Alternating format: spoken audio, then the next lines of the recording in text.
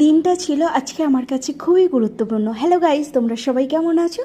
তো আজকে আমি চলে গিয়েছিলাম একটা সেমিনার করাতে। এই আমার ফার্স্ট ডে ছিল আর আমি এর জন্য ভীষণ এক্সাইটেড ছিলাম যে আমার সেমিনারটা কবে আসবে। অলরেডি সেই টাইমটা গুনতে গুনতে চলে এসেছে আর আমি পুরো রেডি হয়ে গিয়েছিলাম ক্লাস করাতে।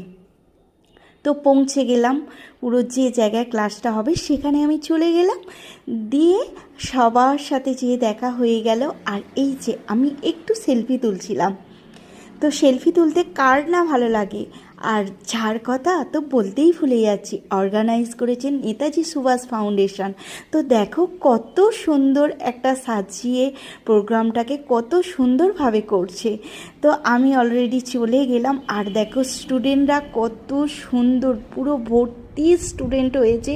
তো দেখতেই একটা সিটও ফাঁকা থাকে না, দেখতে পুরো একটা অন্য রকম দেখতে লাগছে।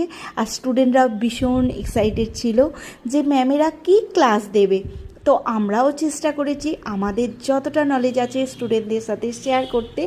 তো আর স্টুডেন্টরাও সেই নলেজটা পুরোপুরি পেয়েছে আমাদের সাথে, দিয়ে ওরাও ভীষণ খুশি হয়েছে। তো সবটাই ম্যানেজ করেছে Netaji Subhash foundation. Thank you so much Sumanta sir. আর স্যার দেখুন আমাকে একটু বরণ করে নিচ্ছিল, এই যে একটা সুন্দর ফুলের তরা দিয়ে আর উত্তরে দিয়ে প্রত্যেকটা মেন্টরকে বরণ করে নিচ্ছিল। আর আমরা প্রত্যেকটা মেন্টরের একটা